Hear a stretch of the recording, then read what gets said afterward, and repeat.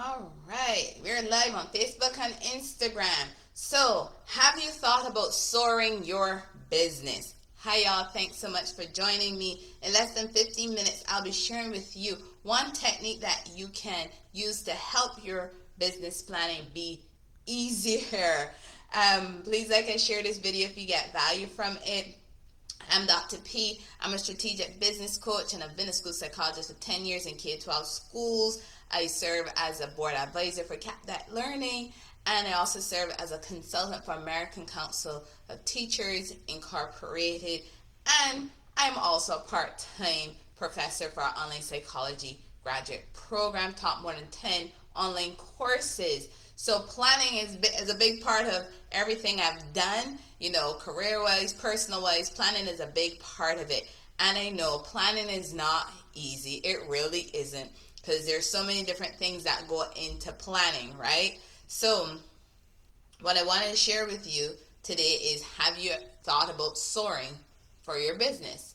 Because that might actually be the ticket. And if you follow me, the soaring I'm going to be talking about today is not the soaring that you might think it is. All right, so you're going to stay tuned to hear what that soaring is going to be about. So planning for our businesses, like I said, can be overwhelming at times. Speaking of which, how do you plan about your business, right? How do you plan for your business? Have you thought about how you plan for your business? Because like I said, there's so many things you can consider when you're planning for your business, but there's still a few key factors that can help us with getting that clarity that we need to give us that direction that we're really longing for our business. So in this video, I'm going to be sharing with you one technique that can help you make business planning easier.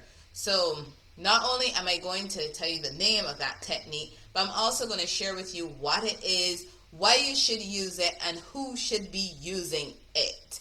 So while working in K-12 school districts and serving on committees in different professional organizations, and being a member of so many professional organizations, and even all the many job titles and experiences I've had the opportunity to sit in meetings or groups, I should say, wherein we are analyzing where a department is, where a committee is, where an organizational is. So we sit and we look at those things, and then not only are we looking at where the department or the committee or the organization was at that point in time, but we're also looking at where we wanted to go, because that's a big part about the planning process, huge part about it.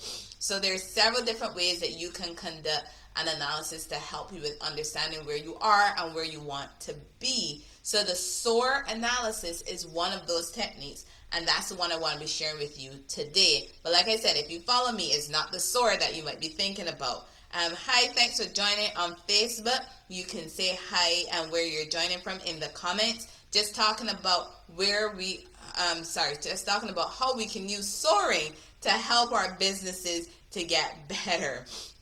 So I remember sitting on committees, like I mentioned before, and in department sessions, and feeling like it felt like hours that you're doing this analysis of where the department was or where the organization were, right? And there were some times that I even felt as though we weren't even agreeing on the answers to the questions that we were asking. But then other times I felt like we kind of got stuck and we weren't really moving forward. And it really got me thinking, like, hey, why are we even doing this? But the thing is that throughout that process, I ended up learning about different departments or even about different individuals, things that I didn't know before, and then how we can look at those things and answer the questions for the betterment of the department, for the committee, for the organization, to help it with moving forward to accomplish the goals that we had, the strategic goals, the vision, and the mission for the overarching department, for the organization, right? So I realized that when you're sitting in it, it might feel like forever, or it might feel as though you're stuck and you're not moving forward. But and by the way, you should have a facilitator and you should have a note taker as well. When you're doing things like this, you should have a facilitator and a note taker to help. The facilitator helps you with moving it forward. The note taker helps you keeping all of the responses from everybody recorded so that we actually can remember the plan. Because if you're sitting and you have multiple people on your team and you're going through such an analysis, we might not all be taking notes. This is why we want to make sure we do have a note taker in the group to help us with moving forward. So as you're joining, hi, thanks for joining on Facebook. You can say where you're joining from. I'm coming to you from Austin, Texas today. So you could drop in the comments where you're joining from. I'm just talking about this technique called SOARing. A technique called SOAR, and to help you with soaring your business. So this is one of many strategic planning techniques that you can use to help your business to move from where it is right now to where you want to be. And like I said, when you're going through it, it might feel as though you're not going anywhere, but it does happen to be very useful, especially when you have a facilitator. And it can also be very easy to get distracted by other things when you are in a group, right? And every individual wants what they want and they want to include it in the plan. But we can't lose focus of the overall business goals, the strategies, the organization's strategic plan, vision, and mission. We have to stay focused to those things. And with the SOAR analysis, you can do just that. You really can.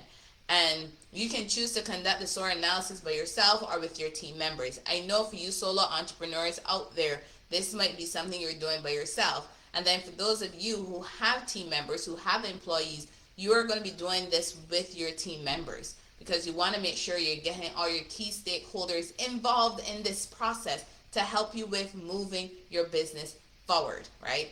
So analysis is a big part of our businesses, because we have to make sure we're taking some time to stop to see where our business is, how we're doing, and what we want to do, how we want to get to that next step. And as you're going through this SOAR analysis, or any analysis for that matter, it's very important to be honest. You have to be honest with the responses when you're going through step by step, because without that honesty, you're not going to be able to get a true picture of where your business is and where you want your business to go. So the honesty is very crucial to making sure you can have a plan that truly matches where you are and where you want to be going as an organization. And for you visual learners out there, as I'm going through this, you can think of a 2x2 matrix, right? Where you're going to put each one of the letters from the word SOAR, and you're going to be writing down your responses to it so you can have that visual for the SOAR analysis. So what is a SOAR analysis, right? I've talked about it so many times. And like I said, if you follow me, it's not what you think it is. Because in this instance, SOAR talks about the strengths, the opportunities, aspirations, and results. I almost messed myself up there because I do say SOAR, and my SOAR is solutions plus actions equals results. So that's why I was getting a little confused there for a second. Almost messed myself up. But for the SOAR analysis was created by Jacqueline Stavros, David Cooperrider, and D.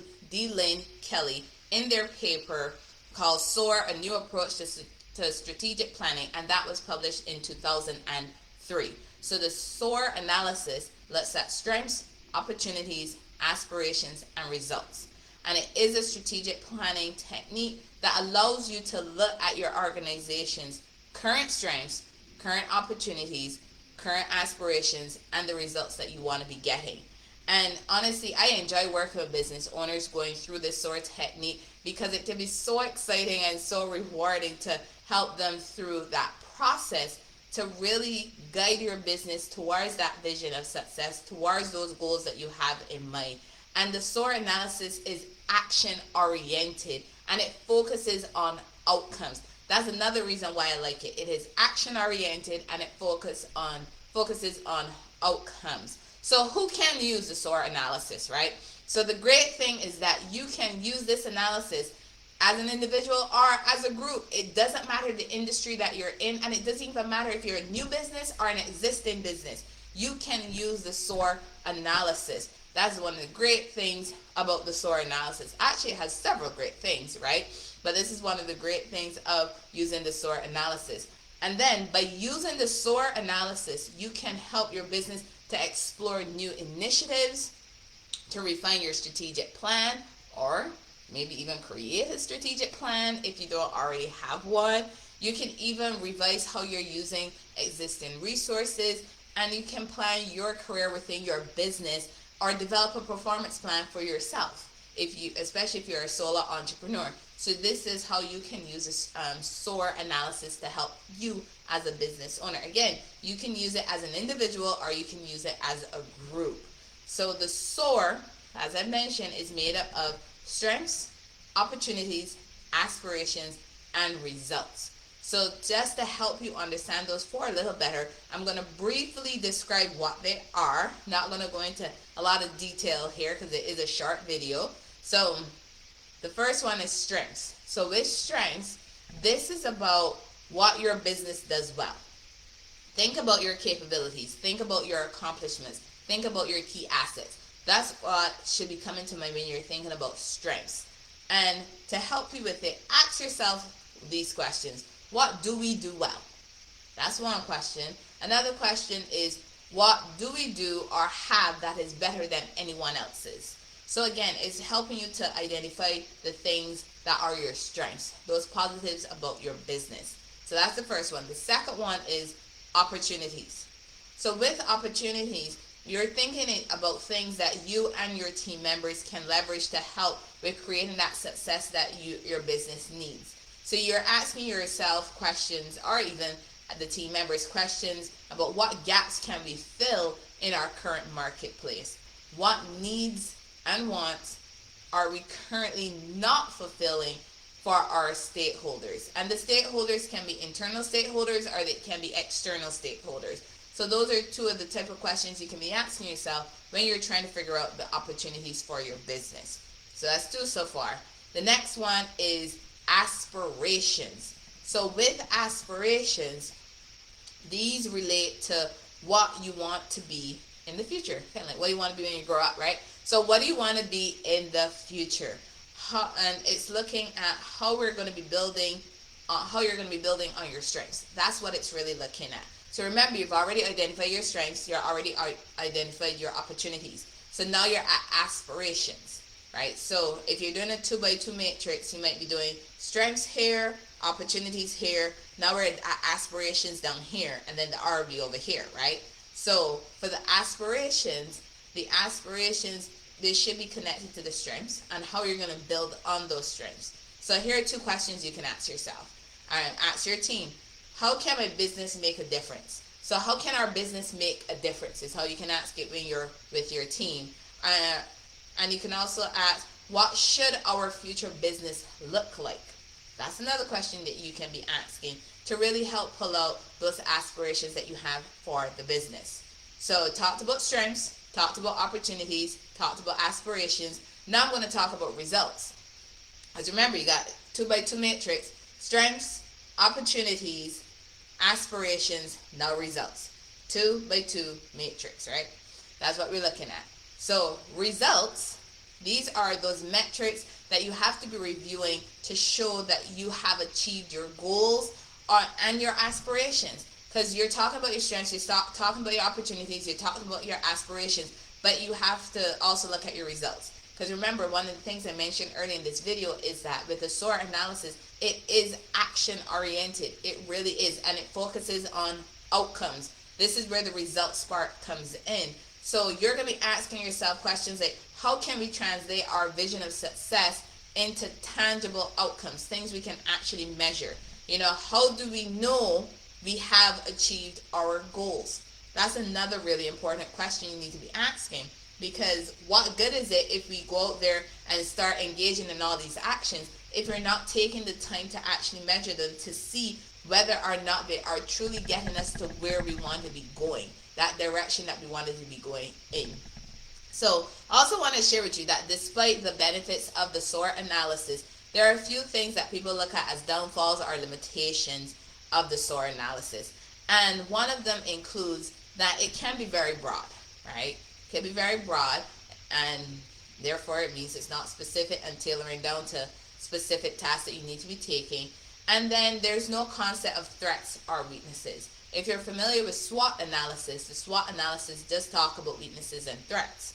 So what you can consider doing is incorporating the SOAR analysis with the SWOT analysis. That way you get to cover all of those areas and truly develop a strategic plan that covers as many aspects as possible to help you with identifying specific goals for your business. But don't let those limitations stop you from using the SOAR analysis, because remember, it includes as many members of your team as possible, and it is especially beneficial if you could do cross-departmental members depending on the size of your business, because some of you might be micro business owners, some of you might be solo entrepreneurs, some of you might be a small business owner with a couple different employees. You might have a team of 20 or maybe 30 or 40, even 50 or more. So if you're going to be doing a SOAR analysis, just make sure you're including members of your from different departments. So you're crossing over the departments. And because the SOAR analysis does lead to key decisions being made,